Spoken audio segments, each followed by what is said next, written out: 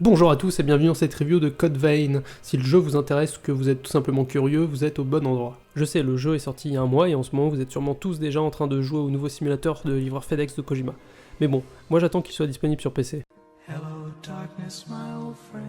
Code Vein, donc un jeu développé par Bandai Namco, il s'agit d'un Souls-like à la sauce animée, tellement d'ailleurs qu'à première vue on a vraiment l'impression d'être en face du bébé de Dark Souls et Tokyo Ghoul. On arrive donc sur un éditeur de perso plutôt bien foutu, on peut modifier beaucoup de paramètres comme les cheveux, les yeux, les proportions, ajouter des accessoires, modifier les couleurs d'absolument tout. C'est juste dommage qu'il n'y ait que 7 tenues différentes par contre, mais ça vous empêchera pas de faire votre personnage favori comme beaucoup de gens sur Reddit. Donc une fois votre waifu terminée, le jeu vous accueille avec un tuto chiant. Bon, c'est toujours mieux que de se faire casser les fesses par Gungear, j'imagine. Et une fois que vous aurez appris comment vous déplacer dans un jeu vidéo, ce sera au tour de ce personnage aux vêtements fortement déchirés de vous accueillir. Bon, si la tenue de ce personnage vous choque, vous n'êtes pas prêt pour la suite, parce que Code Vein c'est aussi des bas dans des sources chaudes, des angles de caméra audacieux, des boobs magiques, ou encore des boss qui font du pole dance. Ouais, carrément. Mais finalement, qu'est-ce que ça raconte Code Vein ? Alors, suite à une catastrophe mystérieuse, les humains se sont vus transformés en revenants, des créatures à forme humaine qui peuvent revenir à la vie à l'infini et qui ont besoin de sang humain pour ne pas devenir définitivement des monstres.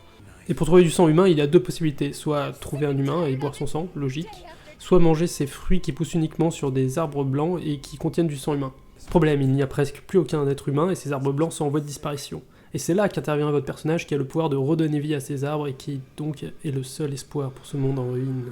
Et à partir de là, le scénario joue au Jenga en empilant les idées les unes par-dessus les autres sans que ça fasse vraiment sens. On se retrouve à devoir rassembler des boules violettes, combattre un méchant sorti de nulle part et terminer le jeu sur un final contre un truc qui n'a jamais été présenté avant. En fait, les choses qui se passent sont tellement aléatoires qu'au bout d'un moment, je cherchais même plus à comprendre ce qui se passe. Mais je suis pas tout seul, regardez, même les personnages en ont parfois juste rien à faire.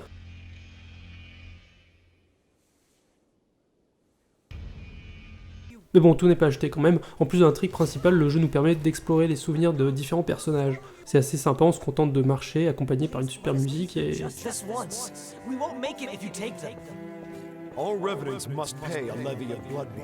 Il n'y a pas besoin de plus que ça en fait. L'émotion passe bien et je me suis dit que si le jeu m'aurait laissé juste ces passages dans les mémoires des personnages, j'aurais sûrement pris beaucoup plus de plaisir à essayer de découvrir et comprendre l'univers de Code Vein plutôt que de me faire harceler de cinématiques qui n'ont aucun sens.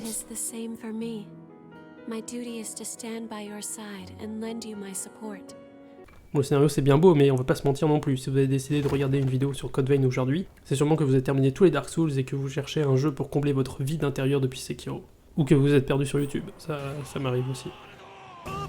Bon déjà, vous le voyez aux images, moins qu'on puisse dire et que Code Vein s'inspire pas mal d'un jeu concurrent, que ce soit les points de sauvegarde, les roulades ou le gameplay de combat en général.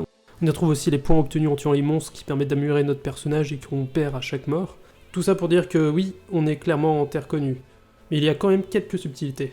Bon déjà, le système de combat est moins lourd que celui de Dark Souls par exemple, et les points pour lancer des sorts se régénèrent seulement en tapant les ennemis, ce qui vous obligera à alterner entre le combat au corps à corps et les attaques à distance. Une autre particularité du jeu est son système de build. Au cours de la partie, on récupère des codes sanguins qui sont en fait des classes, et chacune de ces classes ont accès à des compétences spécifiques. Par exemple, un assassin peut être silencieux et avoir un bonus de dégâts dans le dos, un mage peut se battre à distance en lançant des boules de feu, etc. etc.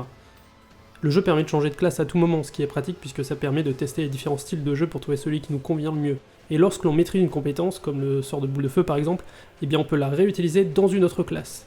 Du coup, mon mage et mon assassin deviennent un mage-assassin. Je peux désormais cauteriser les plaies des monstres après leur avoir transpercé les fesses. La classe! Et pareil là, ce Yeti me met la misère avec son armure de glace, du coup je prends le sort qui transforme mes dégâts normaux en dégâts de feu, et boum! Il se suicide.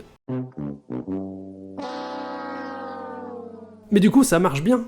J'ai cherché un peu sur YouTube et il y en a déjà qui ont trouvé des builds complètement OP. Tout ça pour dire qu'il y a de quoi s'amuser. Et naturellement, en plus des capacités, il est aussi possible de récupérer des armes et des tenues un peu partout dans les maps, avec une mini-carte bien pratique puisqu'elle garde en mémoire tous nos mouvements. Sauf quand on se retrouve sur des maps à plusieurs étages, là elle sert plus à rien.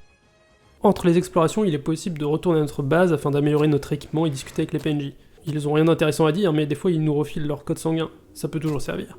D'ailleurs, vous l'aviez peut-être pas remarqué, mais depuis le début, il y a un personnage qui m'aide juste ici. En fait, le jeu nous encourage à être accompagnés par un PNJ.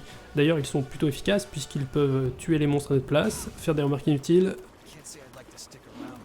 vous sauver la vie, voler vos waifus, et tuer les boss à votre place. Attendez, j'ai l'impression de servir à rien, là, non ? Mais voilà, si vous êtes un vrai comme moi, vous pouvez vous débarrasser de votre compagnon et faire le jeu en solo. La base, quoi. Nope.